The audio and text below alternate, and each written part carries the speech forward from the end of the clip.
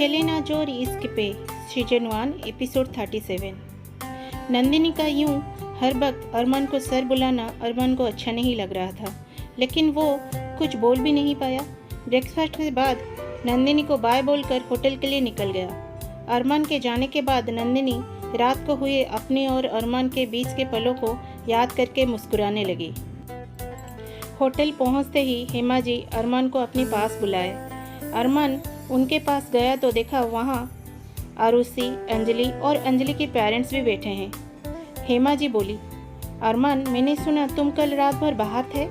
देखो बेटा, हम सब यहाँ तुम्हारे शादी के लिए आए हैं। तुम अगर हम सब से ऐसे दूर दूर रहोगे तो कैसे होगा। परसों सुबह हम सब अपने हवेली जाएंगे। तुम्हारा जो भी काम है कल फिनिश कर लेना।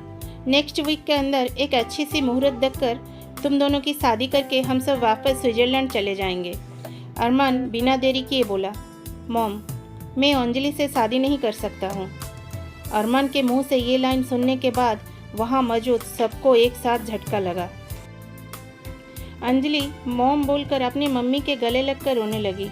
हेमा जी अंजलि को शांत रहने को बोलकर अरमान के ओर देखकर आंखें बड़े करके बोले, मगर क्यों अरमान, अंजलि तुम्हारी मंगेतर है और तुम खुद उससे शादी के लिए हाँ किए थे और उसीलिए तो हम सब यहाँ हैं। अब ऐसे यहाँ तक आकर तुम शादी के लिए मना कैसे कर सकते हो। अंजलि को देखो, वो बेचारी अपनी काम छोड़कर सिर्फ तुमसे शादी के लिए यहाँ इतनी दूर आई है। कुछ बोलने से पहले सोच भी लिया करो कि तुम्हारी बातों से लोगों के ऊपर क्या इफेक्ट पड़ता है। अरमान बोला, मॉम मुझे घुमा फिरा के बात करना नहीं आता है, इसलिए साफ और सीधा बोल दिया कि मैं अंजलि से शादी नहीं कर सकता हूँ। वजह क्या है आपको जल्द पता चल जाएगा। हेमा जी गुस्से में बोली, तो क्या तुम चाहते हो मैं बिना तुम्हारे शादी देखे ही मर जाऊँ। तुम्हारे घर बसते देखना जो ख्वाहिश है हमारी, वो सब अब सपना बनकर ही रह जाए। अरमान बोला, मॉम प्लीज़ ऐसी बात मत कीजिए, आपको कुछ नहीं होगा, आपका हर सपना मैं पूरा जरूर करूँगा।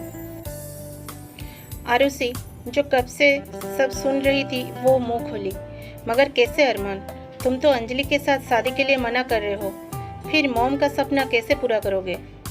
अरमान आरुषि के बातों को नज़रअंदाज करके अपने मॉम के पास बैठकर उनकी हथेली को थामकर बोला, मॉम मैं अंजलि से शादी के लिए मना अंजलि के भलाई के लिए ही बोल रहा हूँ। अंजलि रोतू ही अरमान के पास आकर बोली, मेरी भलाई, इसमें मेरी भलाई क्या है अरमान, आपसे प्यार करती हूँ, आपके साथ शादी का सपना देख रही हूँ, आपके साथ अपनी पूरी लाइफ सोच रखी हूँ, लेकिन आप मुझसे शादी नहीं करना चाहते हो और आप बोल रहे हो मेरी भलाई है इसमें। अरमान बोला, हाँ अंजलि तुम्हारी भलाई के लिए, क्योंकि मैं तुमसे प्यार नहीं करता हूँ। अगर बिना प्यार के तुमसे शादी कर भी लेता हूँ तो तुम्हें कभी खुश नहीं रख पाऊँगा। अंजलि बोली, कल तक तो आप मुझे पसंद करते थे अरमान, आज ऐसे क्या हो गया जो आपका मन बदल गया। आरुषि जो अरमान के मुंह से ये सब सुनकर बहुत खुश हो रही थी वो बोली, अंजलि अरमान बोला तो कि वो तुमसे प्यार नहीं करता है, फिर क्या तुम एक ऐसे इंसान के साथ अपनी लाइफ शेयर करना चाहोगी जो तुमसे प्यार नहीं करता है। मम्मी जी मेरे ख्याल से हमें अरमान को फोर्स नहीं करना चाहिए, शादी करना ना करना उसका मर्जी है। हेमा जी बोली, नहीं अरमान को शादी करना ही होगा, वो बिना किसी कारण के इस शादी से मना नहीं कर सकता है। फिर अरमान को आदेश देने जैसे बोली, तुम एक लड़की की ज़िंदगी के साथ ऐसे खेल नहीं सकते हो, तुम्हें उसके साथ शादी करनी होगी। हेमा जी के मुंह से ये सुनने के बाद अंजलि के रोते हुए चेहरे पर मुस्कान तैर गई। उसके पेरेंट्स के होठों पर भी स्माइल झलक उठी। अंजलि हेमा जी के गले लगकर रोती हुई बोली, थैंक्स आंटी जी मेरी दर्द को समझने के लिए। अरमान खड़ा हुआ और अपने पैंट के पॉकेट में हाथ रखकर बोला, मॉम सोचा था डैड आ जाएंगे तो आप दोनों को एक साथ बताऊंगा, लेकिन अब मुझे लगता है आप सबको सच जान लेना चाहिए। कैसा सच अरमान, आरुषि आगे आकर बोली। अरमान बोला, मॉम मेरी शादी हो चुकी है। सबके दिल मानो थमसा गया था। अंजलि तो फूट पड़ी। हेमा जी बोली, ये क्या बकवास कर रहे हो तुम, शादी ना करने के लिए तुमने इतना बड़ा झूठ बोल दिया। अरमान बोला, जी नहीं मॉम ये सच बात है, मेरी शादी हो चुकी है। आरुषि गुस्से में बोली, कौन है वह? तुम ऐसे कैसे किसी के साथ शादी कर लिए? हम सब इस शादी को एक्सेप्ट नहीं करेंगे। मम्मी जी आप ही कुछ बोलिए। हेमा जी बोली, अरमान तुम अच्छे से जानते हो तुम्हारे डैड और मैं इस मैटर में कितना स्ट्रिक्ट है। भले ही हमारी फैमिली फॉरेन में रहा हो, लेकिन शादी हम सब कुछ देखकर ही करते हैं। जब आर्यमन आरुषि के साथ शादी के लिए बोला तो तेरे पापा और मैं आरुषि से मिलकर उसके फैमिली के बारे में सब कुछ जानकर ही हाँ किए थे। और अंजलि भी बहुत अच्छी फैमिली को बिलोंग करती है। तुम ऐसे कैसे बिना बताए शादी कर लिए? लड़की कैसी है, कौन सी फैमिली से है, उसकी बैकग्राउंड क्या है, शादी के लिए सब कुछ मायने रखता है।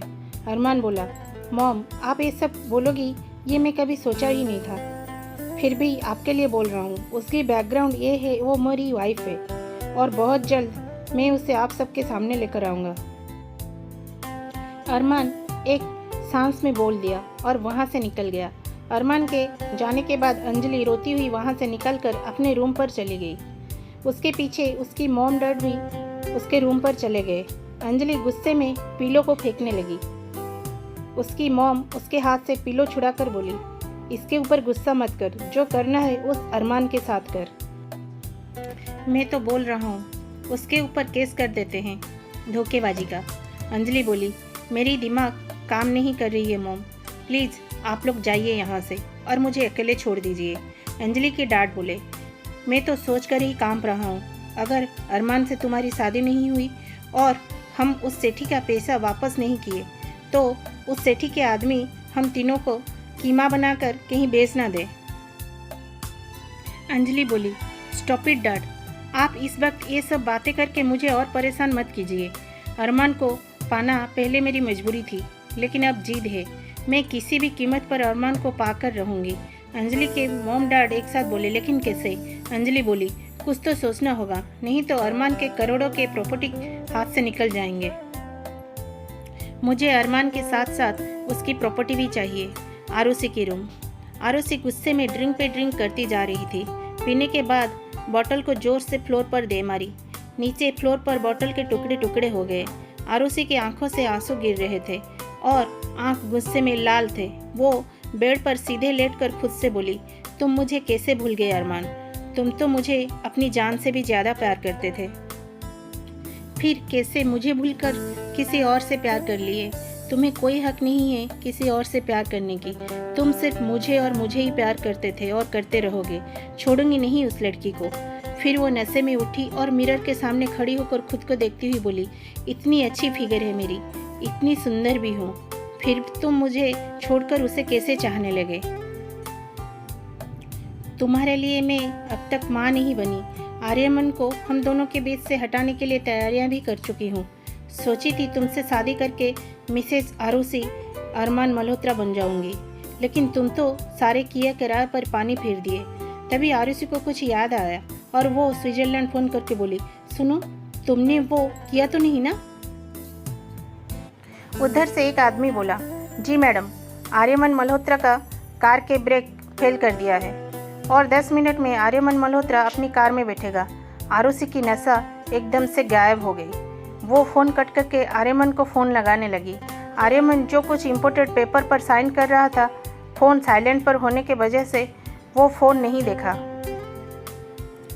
साइन करने के बाद वो अपना फ़ोन उठाया और अपने जेब में रख दिया। आरुषि परेशान होकर आर्यमन के मैनेजर को कॉल की तो रॉबिन फ़ोन उठाकर बोला, यस मैडम। आरुषि बोली, रॉबिन आर्यमन को फ़ोन दो, इट्स अर्जेंट। रॉबिन बोला, मैम बस तो निकल गए। आरुषि बोली, निकल गए? पर कहाँ? फ़ोन दो उन्हें। रॉबिन बोला, बस लिफ्ट में चले गए, मुझे कुछ काम था तो मैं ऑफिस में हूँ। आरुषि फ़ोन कट करके फिर से आर्यमन को फ़ोन की तो आर्यमन जो अपनी कार का डोर खोल रहा था, फ़ोन के वाइब्रेशन से डोर को क्लोज करके फ़ोन ओपन किया। अरमान का रूम। अरमान आंख बंद करके सोफा पर बैठा था। कुणाल बिना कुछ बोले एक दूसरे सोफे पर बैठकर अरमान को देख रहा था। कुछ देर बाद अरमान वैसे ही आंख बंद करके बोला, कब तक मुझे ऐसे ही घूरते रहोगे? जो पूछना है पूछो। कुणाल बोला, बॉस आज फर्स्ट टाइम ऐसा हुआ है कि आपके प्लान के बारे में मुझे कुछ पता नहीं है। आप तो नंदिनी जी से कॉन्ट्रैक्ट शादी किए हो, जो बेबी के आने के बाद कैंसिल हो जाएगा। और आप खुद अंजलि जी से एंगेजमेंट भी किए थे, फिर ऐसे अचानक अपनी कॉन्ट्रैक्ट शादी को सबके सामने एक्सपोज करने के पीछे क्या बात है, मैं समझ नहीं पा रहा हूँ। अरमान आंख खुला और कुणाल के ओर देखकर बोला, मेरे एक सवाल का जवाब दो। कुणाल बोला, पूछिए बॉस। अरमान कहा, तुमने कभी किसी से प्यार किया है? कुणाल बोला, नहीं बॉस, पढ़ाई के अलावा कभी किसी लड़की को देखा ही नहीं। अरमान बोला, फिर तुम्हें समझाना थोड़ा मुश्किल होगा, लेकिन मुझे लगता है मेरे साथ रहोगे तो खुद समझ जाओगे। कुणाल मन में बोला, एक रात में ऐसा क्या हो गया जो बिजनेस टाइकून अरमान मल्होत्रा एकदम से बदल गए। अरमान बोला, तुम जाओ और नंदिनी को यहाँ लेकर आ जाओ। मैं नंदिनी को फ़ोन कर दिया हूँ, वो तैयार रहेगी। कुणाल बोला, यस बॉस। आगे की कहानी नेक्स्ट पार्ट में सुनेंगे। तब तक बाय बाय।